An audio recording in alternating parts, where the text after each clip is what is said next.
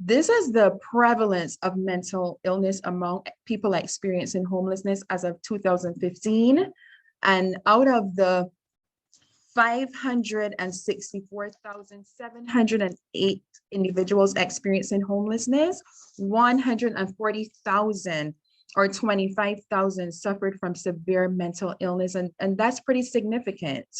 250,000 or 45% had been diagnosed with a mental illness. And these are just some of the common ones among individuals experiencing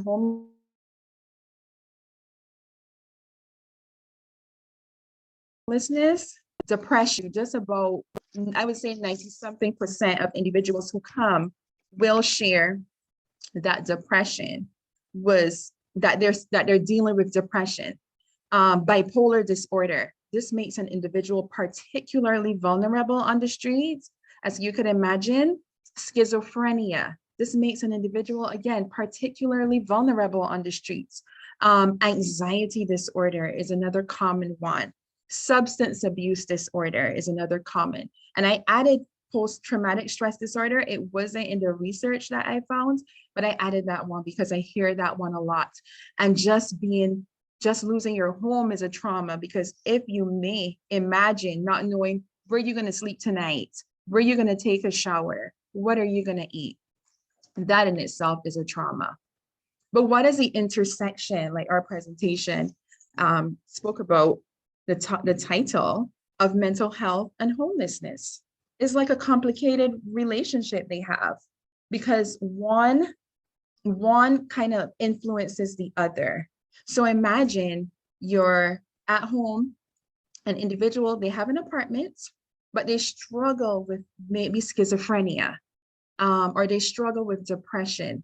Imagine how that mental health disorder, if not treated or managed, or they don't have a support system, how it can cause them to lose their home. How it can, because an individual struggling with depression, we used this example earlier, may not be able to go into work, not because they're lazy, but because that pain inside is so much that some days they just can't.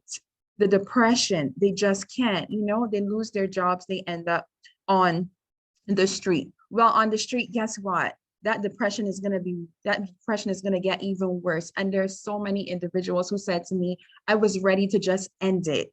I wanted to jump into the river. I wanted to, so it just gets worse. Schizophrenia, some individuals may leave their home because they in their minds, and they believe, and this is real to them, that somebody's after them, that something is going on, and the home isn't safe. So they leave and they're on the streets. But that paranoia that's characteristic of schizophrenia just gets worse, because now people may really be after you, and it just makes it worse. Studies have shown that individuals with mental illness often experience homelessness primarily as the result of poverty and lack of low-income housing. Mental illness plus homelessness may also lead to increased levels of alcohol and drug use and violent victimization, which again reinforces the connection between poor health and homelessness. Loss of community. And Steve gave me something to read, which I will read as well. Loss of community. Now, and many of you may have worked with individuals experiencing mental illness or with poor mental health. And sometimes the mental illness itself can cause them to have difficulty with forming and maintaining stable relationships. I know some individuals who may be okay with me today, and tomorrow is something completely different. Not everybody has the patience, not everybody has the understanding. So this can result in them pushing away family, friends, and caregivers, the very individuals who were helping them to keep their housing or who they were staying with. And so a lot of the times when individuals come through our doors, the support system is completely gone. A mental health disorder may cause an individual to experience cognitive and behavioral challenges.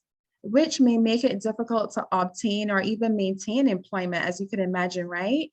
And so they lose that job. It can also make it difficult for them to carry out basic living activities and consequently stay housed.